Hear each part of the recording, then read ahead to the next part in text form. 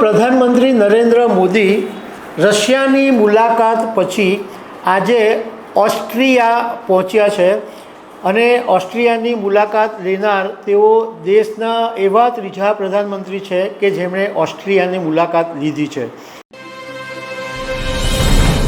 નમસ્કાર દર્શક મિત્રો, પ્રધાનમંત્રી નરેન્દ્ર મોદી રશિયાની મુલાકાત પછી આજે ઓસ્ટ્રિયા પહોંચ્યા છે અને ઓસ્ટ્રિયાની મુલાકાત લેનાર તેઓ દેશના એવા ત્રીજા પ્રધાનમંત્રી છે કે જેમણે ઓસ્ટ્રિયાની મુલાકાત લીધી છે।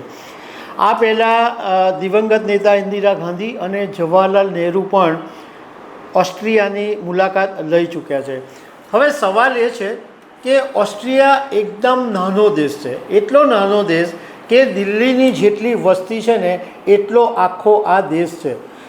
એમ છતાં ભારત આ દેશને આટલું બધું મહત્ત્વ શું કામ આપી રહ્યો છે?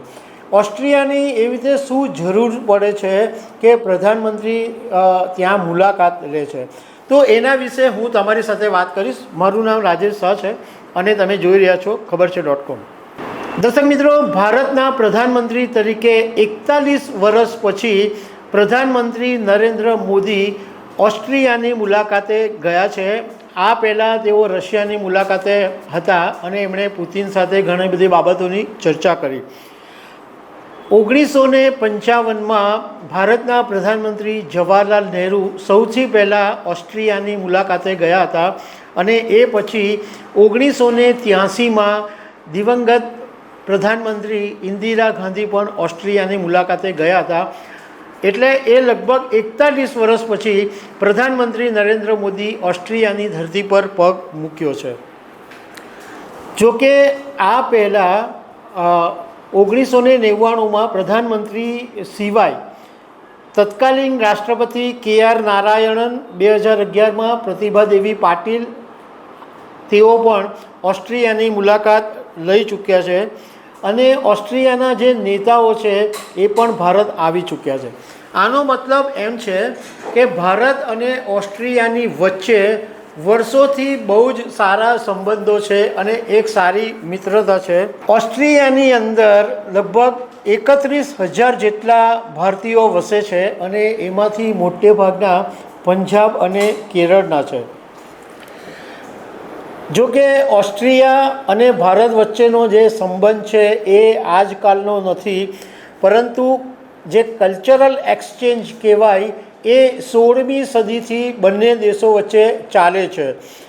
1921 અને 1926ની અંદર રવિન્દ્રનાથ ટેગોર પણ ઓસ્ટ્રિયાની મુલાકાતે ગયા હતા। ઓસ્ટ્રિયાનું જે ક્ષેત્રફળ છે એ 83,871 કિલોમીટર વિસ્તારની અંદર ફેલાયેલું છે અને આખા દેશની કુલ વસ્તી 90 લાખ છે। એટલે આપણે જો એમ જોઈએ કે આપણું જે બિહાર છે એના ક્ષેત્રફળની દૃષ્ટિ કરતાં પણ આ ઓસ્ટ્રિયાનું ક્ષેત્રફળ ઓછું છે અને વસ્તીની દૃષ્ટિએ દિલ્હી કરતાં પણ ઓછી વસ્તી ઓસ્ટ્રિયાની છે। પણ ઓસ્ટ્રિયા જે દેશ છે એ ઘણી બધી બાબતો માટે જાણીતો છે, ખાસ તો એટલા માટે કે આખી દુનિયામાં જે ટોચના એવા દેશો છે કે જે રહેવા યોગ્ય લાયક દેશો તરીકે કહેવાય એમાં ઓસ્ટ્રિયાનું પણ સ્થાન છે। બીજું કે આ દેશને સુરક્ષા, શિક્ષણ, વાતાવરણ અને આરોગ્યની દૃષ્ટિએ સૌથી સારો દેશ ગણવામાં આવે છે અને પોતાનું જે કલ્ચર છે, ટુરિસ્ટ પ્લેસ છે અને મ્યુઝિક માટે ઓસ્ટ્રિયા બહુ જ જાણીતું છે। હવે વાત કરીએ જે તમને સૌથી પહેલાં કીધું કે ભારત માટે ઓસ્ટ્રિયા કેમ મહત્ત્વનું છે, તો એનું કારણ એવું છે કે ભારત અને ઓસ્ટ્રિયા વચ્ચે $2.5 બિલિયન દ્વિપક્ષીય વેપાર છે, એટલે ટ્રેડ બંને દેશોની વચ્ચે થાય છે। 2021માં ભારતે $1.29 બિલિયન નિકાસ કરી હતી અને એની સામે ભારતે $1.8 બિલિયન આયાત ઓસ્ટ્રિયાથી કરી હતી। એટલે 2021માં ટોટલ જે ટ્રેડ હતો એ $2.47 બિલિયન હતો। 2023ની અંદર આ આંકડો વધીને $2.93 બિલિયન ઉપર પહોંચી ગયો.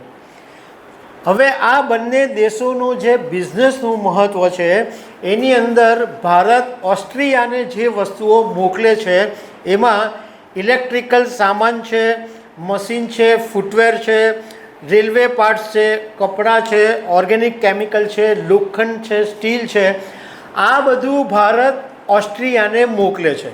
એની સામે ઓસ્ટ્રિયા ભારતને આટલી વસ્તુ આપે છે.